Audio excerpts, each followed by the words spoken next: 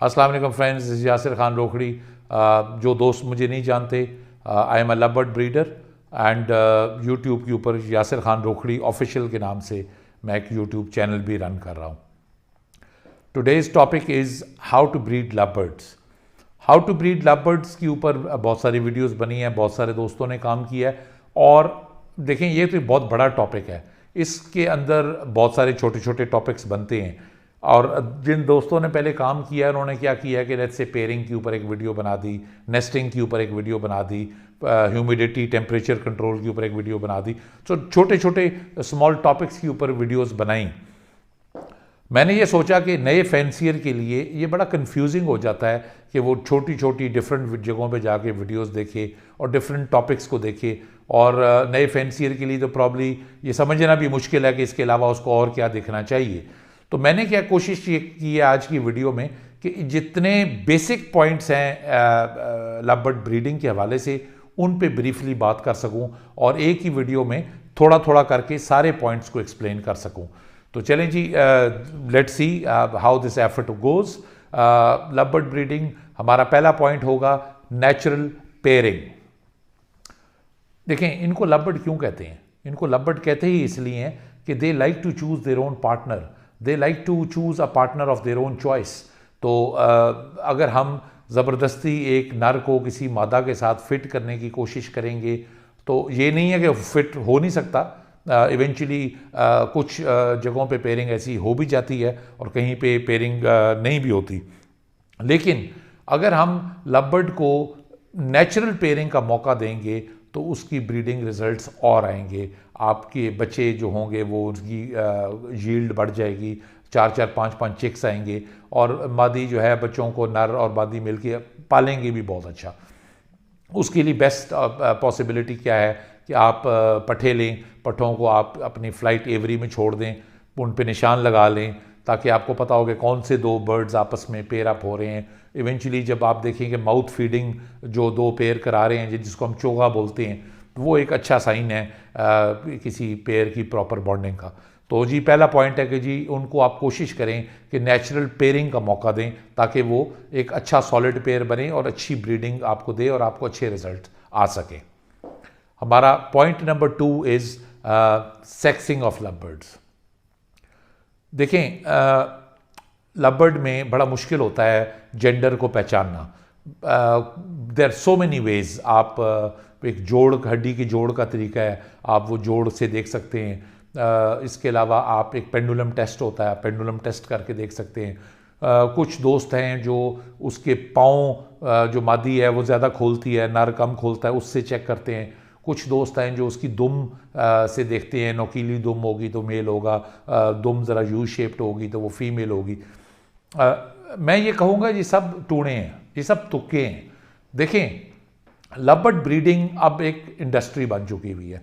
It is a cottage industry जो एक secondary source of income के तौर पे काम कर रही है। और अगर हम प्रोफेशनली लव बर्ड ब्रीडिंग और प्रोफेशनली हम ब्रीड के मामलात को मैनेज करेंगे तो वो ज़्यादा प्रॉफिटेबल होगा। पर्टिकुलरली देखिए, आजकल म्यूटेशंस बहुत महंगी हैं। जब आप महंगी म्यूटेशंस खरीदते हैं और आप इतना सारा पैसा इन्वेस्ट करते हैं, you don't want to waste time. एक सीज़न में आपको मिलने हैं 3 क्लच। तो अगर हम प्रॉपर जेंडर कन्फर्मेशन नहीं कर पाते या हम प्रॉपर पेयरिंग नहीं कर पाते तो हमारा बहुत सारा टाइम ज़ाया हो जाता है। कई दफ़ा 1 महीना 2 महीना आप देते हैं पेयर को कि शायद ये ब्रीड कर जाए, शायद क्रॉस हो जाए। तो उसमें देखिए, अगर हम 1-2 माह भी एक पेयर को टेस्टिंग के लिए दे रहे हैं तो उसका मतलब है कि साल में हम 3 क्लच नहीं ले पाएंगे। इसका क्लियरली मतलब है कि हमने 1 क्लच लूज़ कर दिया। 1 क्लच लूज़ करने का मतलब है कि आप 30% of your income is already gone. So we don't want to compromise on that. We want to be very professional about it. I would highly recommend कि आप फॉरेन बर्ड लें और फॉरेन डीएनए कराएं। Don't waste time. 1800 या 900 रुपये में DNA test हो जाता है। बहुत सारे लोग अवेलेबल हैं जहाँ से डीएनए टेस्ट आप करा सकते हैं। उसमें प्रॉब्लम ये है कि उसका फ़ायदा ये है कि आपका टाइम वेस्ट नहीं होता। आपको एग्जैक्टली पता होता है यार ये नर है, ये मादी है, और आपको पेयरिंग कराने में, बॉन्डिंग कराने में आसानी हो जाती है। तो आप अपने सीज़न को वेस्ट होने से बचा लेते हैं. You have to be very particular about it, because 1-1.5 माह लेट होने का मतलब है कि आपका एक क्लच वाइप आउट हो गया.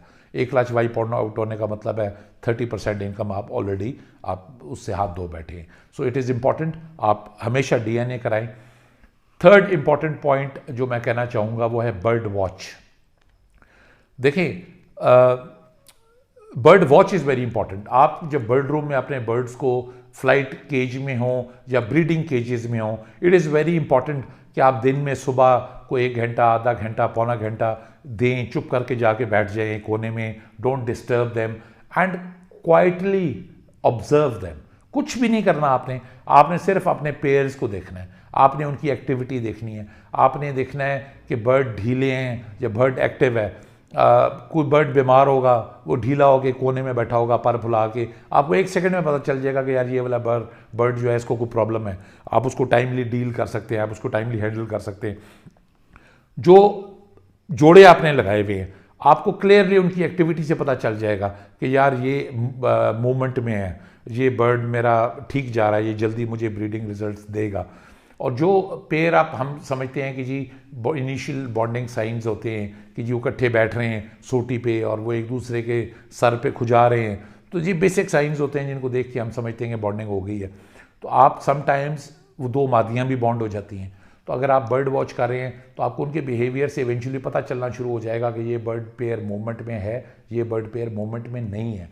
अगेन आपका टाइम वेस्ट होने से बच जाएगा. मैंने पहले भी आपसे अर्ज़ की कि टाइम वेस्ट होने का मतलब है कि आपका एक क्लच ज़ाया हो रहा है. So you have to be very particular about it. Bird watch is very important. आप दिन में 2 दफ़ा, सुबह में, शाम में आप उनको टाइम दें, देखें, एक्टिविटी मॉनिटर करें, तो आपको सारा सिचुएशन समझ आती रहती है कि आपकी पूरी एवरी के अंदर क्या हो रहा है. Next important point is breeding vitamin. Breeding vitamin जब आप ब्रीड लेना चाहते हैं, लेट्स से सीज़न स्टार्ट होता है सितंबर में, तो 1 अगस्त से एग्जैक्टली 30 डेज़ पहले आपने उनको डेली बेसिस पे ब्रीडिंग वाइटामिन देना शुरू कर देना है, जिसको हम कहते हैं कि जी वाइटामिन कोर्स करा रहे हैं. वेटा फार्म का प्रोडक्ट है सॉलिविड डी ब्रीडर, वो मैंने यूज़ किया है, अच्छा प्रोडक्ट है. इसके अलावा पोल्ट्री वाइटामिन का एक्सपीरियंस मेरा बहुत अच्छा रहा है. आई रिकमेंड, सस्ते भी होते हैं, 600-700 रुपये में आपकी टोटल सीज़न की ब्रीडिंग कॉस्ट आती है. और रिज़ल्ट वाइज भी आई थिंक ब्रांडेड जो हमारे बर्ड्स लव बर्ड्स के जो ब्रीडिंग वाइटामिन अवेलेबल हैं, आई थिंक उनसे बेहतर रिजल्ट है. खैर वो आपकी अपनी चॉइस है. What ever breeding vitamin you choose, आप 1 महीना पहले बिफोर आप उनको ब्रीडिंग केजेस में डालें, जब before you put the boxes आपने उनको 1 महीने का वाइटामिन कोर्स कराना है. 1 महीने का वाइटामिन कोर्स कराने के बाद आपने उनको नेस्टिंग मटेरियल डाल देना है, उनको आपने ब्रीडिंग केजेस में डाल देना है और बॉक्सेस लगा देने हैं. अब this is very important point. जी जो नेस्टिंग मटेरियल हम डालते हैं, इससे एक तो ये है कि सबसे इम्पॉर्टेंट चीज़ ये है कि उससे ब्रीडिंग की तरफ बर्ड्स का रुझान बढ़ता है. जब वो तिनकों को, तीलों को उठाते हैं और उनको वो चबाते हैं और उनको वो मादी और नर वो गोल गोल घुमाते हैं अपने मुंह से, उससे उनको एक साइन, एक सिग्नल मिलता है कि okay now this is the time to breed. तो आपकी जो ब्रीडिंग प्रोसेस को किक स्टार्ट करने में वो नेस्टिंग मटेरियल एक बड़ा इंपॉर्टेंट रोल प्ले करता है. जो नॉर्मली नेस्टिंग मटेरियल यूज़ किया जाता है, वो जो एक चूने वाली कूची होती है, वो I think that serves as a very good nesting material. मैं भी वो यूज़ करता हूँ और आई थिंक बड़ा अच्छा रिजल्ट है उसका. उसमें सिर्फ एक एहतियात ये करनी होती है, वो कुछ कूचियाँ आती हैं जो ज़रा उनमें नरम तीले होते हैं, तो नरम वाले तीले आपने निकाल देने हैं. नॉर्मली जो ज़रा सख्त वाले हार्ड तीले होते हैं वो लव ज़रा ज़्यादा इंजॉय करते हैं. तो ये जी हो गया हमारा पॉइंट, जिससे हम आफ्टर वाइटामिन हमने नेस्टिंग दे दी उनको और उनकी ब्रीडिंग प्रोसेस को हमने ट्रिगर कर दिया. अच्छा जी अगला इंपॉर्टेंट पॉइंट है कि आपने टेम्परेचर और ह्यूमिडिटी को डेली चेक करना है. एक छोटी सी मशीन आती है 500-600 रुपये की, जिसमें टेम्परेचर गेज होता है, वो आपको ह्यूमिडिटी लेवल और आपको टेम्परेचर लेवल वो डेली बताता है. आपकी बर्ड एवरी में लगी होनी चाहिए वो मशीन. तो आपने एहतियात ये करनी है कि the moment you enter your bird room, सबसे पहले आपने बर्ड मशीन की तरफ ऐसे करके देखना है, और आपने 2 टाइम जब भी आप जा रहे हैं सुबह शाम आपने नोट करना है कि टेम्परेचर लेवल्स क्या हैं और ह्यूमिडिटी लेवल्स क्या हैं, और आपने इंश्योर करना है कि आपकी जो ह्यूमिडिटी लेवल्स हैं वो 40 और 70 के बीच में हो, ना 40 से नीचे जाएं ना वो 70 से ऊपर जाएं। This is very important because हमारे मोस्टली जो डेड इन शेल इशूज़ आते हैं वो ह्यूमिडिटी लेवल्स को मेंटेन ना करने की वजह से आते हैं। अच्छा जी, next point is check fertility. अब फर्टिलिटी कैसे हम चेक कर सकते हैं और फर्टिलिटी चेक करने का हमें फ़ायदा क्या होगा? देखिए, हम बड़े खुश हो जाते हैं कि जी क्रॉस हो गया है और एग लेइंग आ गई है जी, वंडा आ गया जी वाह सब कुछ हो गया। देखें, जब पर्टिकुलरली हम पट्ठों से या छोटे यंग चिक से पेयरिंग करते हैं और जो पहली दफ़ा एडल्ट होकर पहली दफ़ा ब्रीड कर रहा होता है पेयर, उसमें कभी कभार ये प्रॉब्लम आ सकती है कि वो जो पहली दफ़ा एग लेइंग करेंगे वो इनफर्टाइल एग्स भी दे सकते हैं। अच्छा, इनको हमने एग लेइंग के को 7-8 दिन बाद 9 दिन बाद मैक्सिमम 10 डेज़ बाद हमें क्या करना होता है कि हमें फर्टिलिटी को चेक करना चाहिए। हमें क्या करना चाहिए कि वो जो उन्होंने एग लेइंग किए हुए एक अंडा अपने बाहर निकालना है और उस पर आपने लाइट मार के देखना है कि अगर उसमें वेन्स आपको रेड कलर की बनी हुई नज़र आएंगी, आपको ब्लड लाइंस उसमें बनी हुई नज़र आएंगी, तो इसका मतलब है कि आपके एग्स फर्टाइल हैं। और अगर आपको वो बिल्कुल येलो से कलर का या बिल्कुल वाइट कलर का नज़र आए और कोई रेड कलर की उसमें प्रेजेंस नज़र नहीं आ रही, तो उसका मतलब है कि आपके एग्स इनफर्टाइल है। अगर आपके एग्स इनफर्टाइल हैं, आपने उठा के वनडे फेंक देने हैं और आपने उनको दोबारा मौका देना है कि वो दोबारा ब्रीड करें और नई एग लेइंग करें। देखें, फर्टिलिटी चेक करने का फ़ायदा क्या हुआ? आपका जो हैचिंग प्रोसेस है वो नॉर्मली 21 डेज़ का है। अगर हम फर्टिलिटी 10 दिन बाद चेक नहीं कर रहे, तो अगर हमारे अंडे इनफर्टाइल है तो हमें जाके 22, 23, 24 वाले दिन हम कहेंगे अच्छा यार अभी तक बच्चा नहीं निकला, हम खोलेंगे, फिर हमें पता चलेगा कि वो इनफर्टाइल है, तो हमारा टाइम वेस्ट होगा। देखिए, प्रोफेशनल ब्रीडिंग में आपने जेहन में रखना है कि आप समझिए आप एक फैक्ट्री रन कर रहे हैं, you have to be very particular, you don't want to waste time. 10-12 दिन भी अगर आप फर्टिलिटी चेक करके सेव कर सकते हैं तो इवेंचुअली आप अपनी प्रोडक्शन को बढ़ा पाएंगे और आपकी जो प्रोडक्शन लूज़ होगी केयरफुल मैनेजमेंट और बिहेवियर की वजह से, उसको आप कवर कर पाएंगे। अच्छा जी, अगला इससे important next important point is sunlight and cage light. Sunlight is very important. किसी ना किसी शक्ल में, किसी ना किसी तरह, कोई खिड़की से, कोई दरवाजे से, या कोई 2 साइड ओपन, या जैसे भी आपके शेड में कहीं ना कहीं से आप मेक श्योर करें कि लाइट आनी चाहिए। Light is a source of vitamin D for birds. Light की वजह से बर्ड्स जो हैं उनके साइजेस अच्छे डेवलप होते हैं, चिक्स की डेवलपमेंट में बहुत फ़ायदा होता है। इसके अलावा लाइट इज़ पिगमेंटेशन में बहुत हेल्प करती है। अगर प्रॉपर लाइट आपके बर्ड्स को लग रही है तो उनके जो कलर्स होंगे वो बड़े खिले खिले हुए होंगे। So in so many ways light, sunlight is so important. अच्छा, अब हम अक्सर सनलाइट के बारे में बात करते हैं, बहुत सारे ब्रीडर्स ये बात करते हैं कि सनलाइट बहुत इंपॉर्टेंट है, बट हम ये भूल जाते हैं कि केज लाइट भी इक्वली इम्पॉर्टेंट है। केज लाइट क्यों इम्पॉर्टेंट है? देखिए, कुछ एवरीज में, कुछ शेड्स में सनलाइट उस तरीके से नहीं आ पाती जिस तरीके से आनी चाहिए, तो और कुछ हिस्से में लाइट आ रही होती है, कुछ हिस्से में लाइट नहीं आ रही होती। और जो आपके ब्रीडिंग केजेस होते हैं, स्पेशली जो ज़्यादा ब्रीडिंग केज यूज़ हो रहे होते हैं, ये 1.5 बाई 1.5 वाले या 2 बाई 1.5 वाले, इनमें आप अक्सर देखें कुछ एवरीज में जाएं तो इर्द गिर्द कमरे में रोशनी होती है, बट जो ब्रीडिंग केजेस हैं नीचे वाले, वो अंदर से पिंजरे ज़रा अंधेरे अंधेरे होते हैं। जब पिंजरे अंधेरे अंधेरे रहेंगे तो उससे जो है वो आपका बर्ड उस तरह से एक्टिव ब्रीड नहीं करता। जब आपकी केज लाइट ऑन होती है, लेट्स से अपना अपना टाइम है, कोई मगरिब के टाइम ऑफ कर देता है, कोई रात 10 बजे तक चला के रखता है, तो बेसिकली जब तक आपने लाइट ऑन की हुई है, they think it is sunlight and they think it is day. So आपका ब्रीडिंग टाइम जो है वो एक्सपैंड हो रहा है। अगर आप रात 9-10 बजे तक लाइट ऑन करके रखते हैं और आपके ब्रीडिंग केजेस में अंधेरा नहीं है, तो आपका बेसिकली आप समझें कि फैक्ट्री की शिफ्ट लंबी चल रही है, आपके प्रोडक्शन आवर्स इंक्रीज़ हो रहे हैं, आपका बर्ड जो है जब तक वो लाइट ऑन है उसको ब्रीडिंग का टाइम मिलता रहेगा और वो शाम में, दोपहर में, रात में, किसी वक्त भी जब भी वो मोमेंट में आएगा वो ब्रीड करेगा। This is very important. एक सीज़न में मेरे पास ब्रीड बहुत कम आई थी और मैंने इवेंचुअली रियलाइज़ किया कि ये पिंजरे इस तरह अंधेरे हैं, मैंने लाइट्स लगाई, trust me, next clutch was a lot better, so it really works. अच्छा जी, नेक्स्ट पॉइंट इज फॉस्टरिंग। हम देखें जो म्यूटेशंस खरीद रहे हैं, हम हज़ारों रुपए के बर्ड्स खरीद रहे हैं, लाखों रुपए वाले जोड़े भी अवेलेबल हैं, बहुत महंगी महंगी म्यूटेशंस हैं जिन पे हम इतनी इन्वेस्टमेंट कर रहे हैं। तो थोड़ी सी इन्वेस्टमेंट हमें फॉस्टरिंग पेयर्स पे भी कर देनी चाहिए। मतलब हम म्यूटेशन का एक पेयर 2 लाख का, 1.5 लाख का, 70,000 का, 80,000 का भी खरीदते हैं, तो हम 1.5 से 2,000 रुपये में फॉस्टरिंग का पेयर मिल जाता है मार्केट से। मेक श्योर जब आप ब्रीडर पेयर उठाएं, और मेक श्योर आप वो पेयर उठाएं फॉस्टरिंग के लिए जो अंडे बच्चों वाला हो, जिस पे आपको श्योर हो कि यार वाकई ये ब्रीडर है, अदरवाइज अगेन आपका टाइम ज़ाया होगा। खैर 2-2.5 हज़ार रुपये का फॉस्टरिंग का पेयर आ जाएगा। उससे आपको फ़ायदा ये हो जाएगा कि अगर आप फॉस्टरिंग करेंगे तो आप अपने जो महंगी आपकी ब्रीड है, आपके जो महंगे वाले हैं चिक्स, उनको आप उनके अंडों को उठाकर फॉस्टरिंग पेयर्स के नीचे रख सकेंगे और आप अपने ब्रीडिंग साइकिल को शॉर्ट करेंगे। उससे क्या फ़ायदा होगा कि आप साल में 3 की बजाय 4 क्लच भी लेने के काबिल हो जाएंगे। मैं कोशिश करूंगा कि फॉस्टरिंग के ऊपर एक अलग पूरी लेंथी वीडियो भी बनाऊं।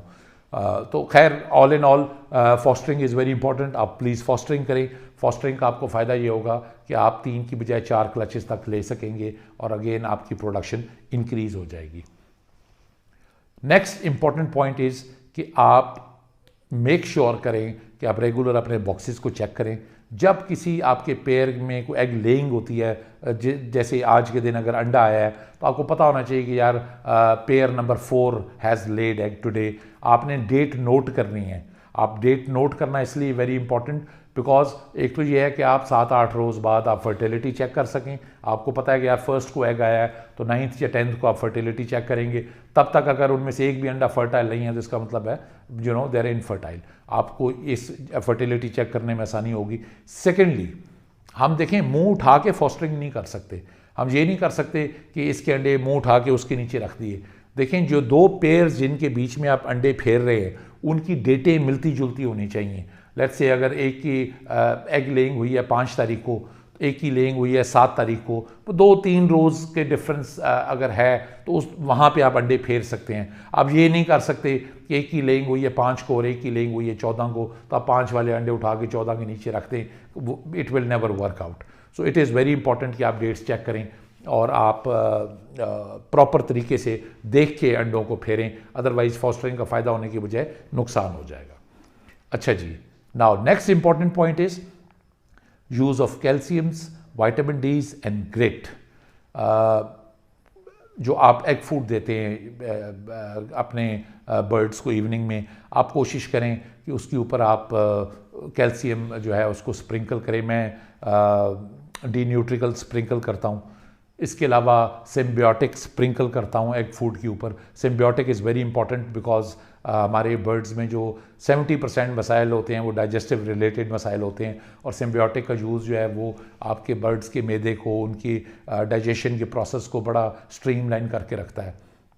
तो आप जो एग फूड दे रहे हैं उस पे आप कैल्शियम की कोई ना कोई फॉर्म, जैसे मैं डी न्यूट्रिकल यूज़ कर रहा हूँ, आप कोई भी प्रोडक्ट यूज़ कर सकते हैं, वो स्प्रिंकल कर दें। साथ आप सिम्बियोटिक्स को स्प्रिंकल कर दें। और इसके अलावा हर किस्म की आपकी जो मिनरल रिक्वायरमेंट्स है उनके लिए ग्रिट बहुत इंपॉर्टेंट है। आप मेक श्योर करेंगे ग्रिट वहाँ पे आपकी केज में रेडीली अवेलेबल है, स्पेशली जब वो ब्रीड कर रहा होता है। जब भी मादी आपके अंडों के ऊपर से उठ के बाहर फीडिंग के लिए आती है तो यू विल रियलाइज़ कि she will always go in and वो ग्रिट के बर्तन में लाजमी मुँह मारेगी। तो अब उस टाइम पे उनकी मिनरल रिक्वायरमेंट्स ज़रा इन्हेंस हुई होती हैं, तो ग्रिट की अवेलेबिलिटी होनी बहुत ज़रूरी है। विटामिन डी की सोर्स के लिए आपको अच्छे proper branded mineral blocks use करें। आई यूज़ बर्डिगो मिनरल ब्लॉक्स, बहुत अच्छा रिजल्ट है, बड़ा सेटिस्फाइड हूँ मैं।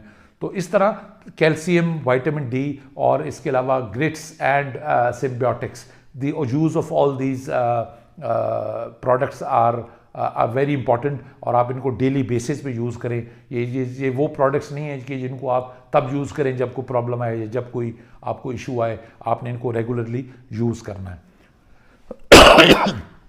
Now my last message about love bird breeding is, अगर हम अब एज अ बिज़नेस ये काम कर रहे हैं तो हमेशा ये बात याद रखें, black eye fishery breeds like anything.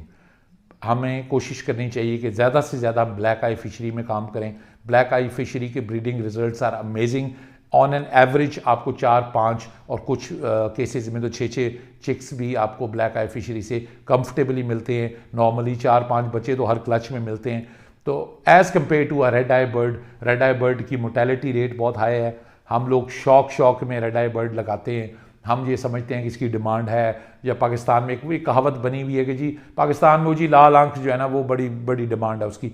But हम ये भूल जाते हैं भाई कि लाल आंख पता चलता है एक क्लच में सारे के सारे डेड एंड शेल हो गए हैं, और अगले क्लच में पता चलता है जी 2 मर गए हैं, 2 आ गए हैं। तो पता चलता है जी पूरे साल में हमने रेड आई बर्ड ब्रीड कराया और 2 बच्चे निकाले या 3 बच्चे निकले पूरे साल में, as compare to a fishery कि ब्लैक आई फिशरी उसके मुकाबले में हम अगर ब्रीड कराते हैं तो हमें आराम से 12, 14, 15, 16 तक बच्चे एक जोड़े से निकल आते हैं। तो 2-3 बच्चों की एवरेज और 15-16 बच्चों की एवरेज आप खुद देख लें। अगर हम इसको एज अ बिज़नेस और as a secondary source of income लेके चल रहे हैं तो black eye fishery beats red eye any time. I think red eye is a bad investment when we look at it as a business source. बाकी हर किसी की अपनी choice है। आई हैव ट्राइड कि जितने इम्पॉर्टेंट ब्रीडिंग पॉइंट्स हैं उनको मैं इस एक वीडियो में सम अप कर सकूं। कोई एक आध पॉइंट रह गया हो तो मैं माजरत चाहता हूं। मैंने शुरू में जिक्र किया था कि कुछ जो दोस्त मुझे नहीं जानते वो मेरा चैनल यासिर खान रोखड़ी ऑफिशियल पे जाके देख सकते हैं। I will really appreciate if you go, and if you like my video, please subscribe to my channel. If you want to visit my setup, you are most welcome. My phone number is there in the link. My channel's link is also available in the description. You can go easily reach me out from there. And इसके अलावा कुछ दिन पहले मेरा एक बड़ा detail interview चला Naveed Sheikh official के चैनल पे, उसका भी लिंक मैं डिस्क्रिप्शन में आपको दे रहा हूँ। उसमें मेरे कंप्लीट सेटअप का विज़िट है, आप मेरा सेटअप देख सकते हैं। आप देख सकते हैं कि मैं कौन से बर्ड्स ब्रीड करा रहा हूँ, और इसके अलावा आपको मेरे बारे में और जानने का मौका मिलेगा। So friends, this is it for today. I hope आपको मेरी वीडियो अच्छी लगी होगी। Thank you very much for hearing me out, and have a good day. Take care of yourself.